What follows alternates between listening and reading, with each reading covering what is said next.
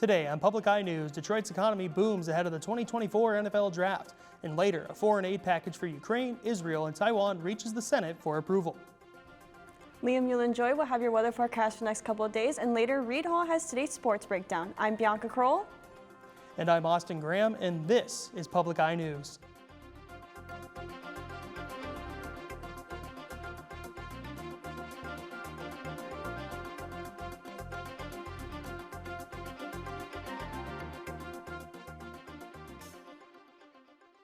The NFL Draft is set to begin this Thursday, and this year Detroit is playing host. The draft being in Detroit gives the Motor City a chance to step into the national spotlight after the city's recovery from filing for bankruptcy in 2013. Fans of the 31 other NFL teams coming into town will see the progress that the Motor City has made since then. About 400,000 visitors are expected to attend the three-day NFL Draft event, and more than 50 million viewers are expected to tune in on television. Detroit Lions president Rod Wood pitched the city as a draft location back in 2016, which then led to a partnership with the Detroit Sports Commission to formally submit the bid. The NFL Draft will begin on Thursday at 8 p.m., where the Chicago Bears will make the first overall selection. And Michigan Attorney General Dana Nessel is fighting against the Consumers Energy Company's requested natural gas rate increase. In testimony filed before the Michigan Public Service Commission, Nessel argued that the requested natural gas rate increase should instead be a rate reduction. If the commission grants Consumer Energy's request, their $136 million rate increase will equate to a 5.7% increase for residential customers. Altogether, Consumers Energy wants to increase the profit it makes off of its investments into its own infrastructure. Nessel is arguing that Consumers Energy has a need for $5.3 million rate increase as opposed to its requested $136 million. The Michigan Department of Labor and Economic Opportunity, otherwise known as LEO, has announced that applications have opened for the Going Pro Talent Fund. Michigan businesses will be able to apply to receive a share of at least $11 million in funding. This would help businesses in training, development, and keep newly hired employees. Governor Whitmer originally asked the legislature to pass $20 million to help expand the program and ensure employers have high-skilled talent needed to grow. Susan Corbin, director of LEO, said that for workers to be successful in an ever-changing economy, they must be provided with the right skills for the job. If businesses have more skilled workers, then they are bound to stay open. This initiative shows we are committed to improving both our state's economic outcomes and quality of life. Since the launch of the program, the Going Pro Talent Fund has been able to provide training for approximately 175,000 Michigan employees and have supported more than 700 million businesses. And an owner of a Lake Michigan barge has pleaded guilty in the 13th Circuit Court in Leland County. Donald Lewis Belcom, 89, in Traverse City, Michigan, has pleaded guilty to one count of water resources protection violation for discharge of injurious substances to waters of the state. This is a 2-year felony which has been raised from the first time it sank in November of 2020 and released oil into Lake Michigan. The barge is currently on partially state-owned Lake Michigan bottomlands and partially private land. Attorney General Dana Nessel issued Belcom with 7 criminal charges back in June. These charges followed with trying to get Belcom to work with Eagle for a resolution to remove the sunken barge. Dana Nessel said that we have made it abundantly clear he cannot treat the bay as his own personal junkyard, and if he does not resolve the issue, the state will. If Belcom does not remove the barge within 12 months, he will be sentenced for the felony. And Central Michigan University recently acquired something quite special, a submarine. The university plans to use the submarine to conduct greater research on our Great Lakes. Correspondent Laura Prysko has more. Take a look. People standing by it and taking pictures. It's gotten a lot of attention. I mean, it's hard to walk by that without taking a look. If you've been inside the College of Science and Engineering at Central Michigan University this week, you've probably noticed a new maroon and gold submarine. Don Uzarski, director of the CMU Institute for Great Lakes Research, tells us the machine is fully grant-funded and was bought on a whim from private sub-owners. It was kind of odd because I was contacted just out of the blue of an individual from Virginia and from Texas that said, hey, we own our own submarines and our submersibles, and we like to get together and try to help out scientists with these. And these are just guys from across the country that have submarines that their vacation 1 week out of the year is going to do research stations. Like CMU's biological station on Beaver Island, the new home for the submersible. So it's tight. And it's actually 2-person. I got into the sub and I spent 3 hours doing habitat surveys in the sub, and I was able to write things down and look around, and I've been scuba diving for 20 years, and this was still a whole new world. Uzarski says this is a huge addition to CMU's biological station, and he's excited to see what new information it'll help uncover in the Great Lakes. Not only can we stay down longer, we can travel much farther distances.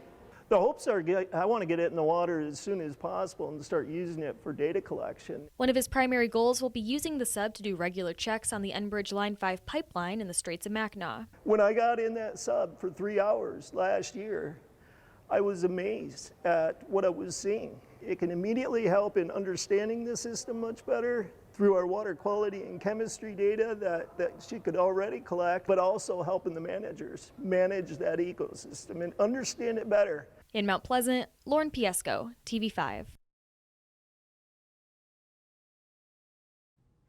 After this break, we'll be back with your weather and national news. Stay tuned.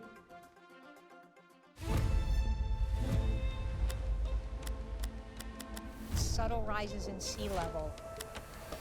These events are climate change. Let's figure it out. It's science and it's conservation. We're at a period of remaking the world. We can change the earth. We're doing this for the future. If we don't, what then? Welcome back to Public Eye News. I'm Liam Euland-Joy here with your weather report. Let's start by taking a look at our current conditions on campus. Well, we have a bit of a gray sky, and would you look at that, some snow? Let's see what the rest of the UP is doing. Over in Houghton, there's a 35-degree temperature and cloudy skies, and along our border with Wisconsin here, you can see it's partly cloudy with a temperature of 46 in Ironwood, 62 in Iron Mountain, and 66 in Menominee. Let's take a look at the other half of the UP now. Starting over in Escanaba, where it's cloudy and 56 degrees. In Manistee, it's rainy and 52. In Sault Ste. Marie, it is 57 degrees and with a bit of a thunderstorm. And in our very own Marquette, it is 37 degrees and cloudy. Not to mention the fact that we have winds coming in from the north at 22 miles per hour and a barometric pressure of 29.69 inches and rising. Our conditions tonight will be cloudy with a low of 27 degrees and winds from the north-northeast at 24 miles per hour. Tomorrow it will be partly cloudy with a high of 36, a low of 28, and winds from the northeast at 10 miles per hour. Looking ahead to the end of the week, on Thursday we'll have a high of 57 degrees, a low of 36, and sunny conditions. Friday there will be partly cloudy skies with a high of 58, a low of 46, and on Saturday we will have some rain with temperatures of a high of 63 and a low of 38. That's all the time I have left for weather. Back to the desk. Well, thank you, Liam, for that weather update. Moving into some national news now. A federal aid package for Ukraine, Israel, and Taiwan reached the U.S. Senate for final approval after months of delay. The $95 billion package would be divided between the three countries. The package calls for $61 billion towards Ukraine as the nation needs new weapons and supplies for their war against Russia. President Biden told Ukrainian President Volodymyr Zelensky that the United States would send aid to the country as soon as the legislation passes the Senate. If it passes, the aid would also provide $26 billion in wartime relief towards Israel and humanitarian assistance to Gaza citizens. The package has gained support since Biden requested funding last summer. However, many leaders in Congress had to steer through opposition from a large number of conservatives who have questioned America's involvement in foreign wars. And a new federal rule introduced by President Biden has blocked the ban of transgender bathrooms in schools. Most Republican-controlled states have policies that restrict the rights of transgender people, including banning transgender bathrooms. A majority of those laws have been challenged in court, which has led to the new federal regulation. The regulation looks to define Title IX, a gender discrimination law passed in the 1970s that addressed women's rights. Title IX also applies to schools and colleges that receive federal funding. The new rule states that Title IX bars discrimination based on sexual orientation and gender identity. The new regulations also offer more protections to students who bring forth sexual assault accusations. The rule is set to go into effect sometime in August. Many Republican-controlled states are expected to challenge the rule in court, including Tennessee, Oklahoma, and Florida. And on to day 6 of former President Donald Trump's criminal hush money trial. Earlier this morning, the presiding judge heard arguments whether or not Trump violated the judge's gag order. Reporter Michael George has more. On the way into court, former President Trump blasted President Biden and college campus protests against the Israel-Hamas war. What's going on is a disgrace to our country, and it's all Biden's fault, and everybody knows it. He made no mention of his criminal trial, where he's required to be as the 2024 presidential campaign marches on. In court Tuesday, Trump's comments about potential witnesses were the first order of business. Prosecutors say he violated the judge's gag order 10 times, including comments about his former fixer, Michael Cohen. The entire opening statement time, both lawyers talked about Michael Cohen. So doesn't he have a right, Donald Trump, to talk about what went on in court? Prosecutors then called David Pecker back to the stand. They're expected to ask the former National Enquirer publisher about a 2015 meeting he attended with Trump and Cohen, where they allegedly worked out a plan to conceal negative information regarding Trump's alleged sexual encounter with former adult film star Stormy Daniels. Prosecutors Monday called it a payoff to conceal election fraud. Trump's defense insists he didn't commit any crime and argued there's nothing wrong with trying to influence an election. It's called democracy. Trump has said he'll take the stand, but may not after the judge ruled prosecutors can question him about recent civil trials he's lost. That really makes it a risky move, and one that I think he would likely only take if the prosecution's case just looks unbeatable. The trial is expected to last at least 5 more weeks. Michael George, CBS News, New York. And we'll be right back after this short break. Stay tuned.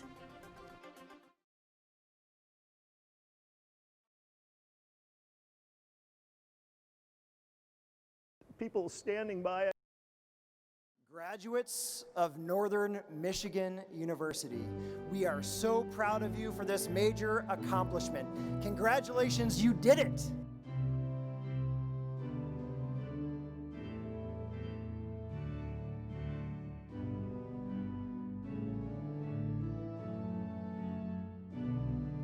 Watch the 2024 spring commencement here on WNMU-TV, Saturday, May 4th at 10:30.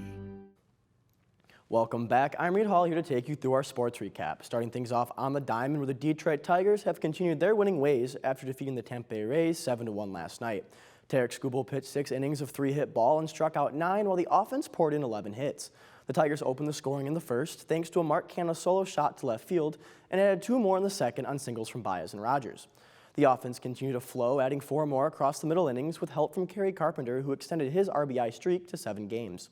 The Rays would get on the board in the 8th on a solo home run off Tigers reliever Shelby Miller.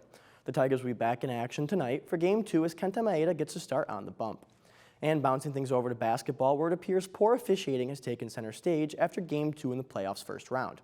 First, the 76ers plan to file a grievance to the league office after they believe poor officiating is to blame for their slow start against the Knicks. In Game 2, the 76ers believe Tyrese Maxey was fouled on an inbounds play that resulted in a game-deciding turnover. The team also claims head coach Nick Nurse attempted to call a crucial timeout but wasn't granted one.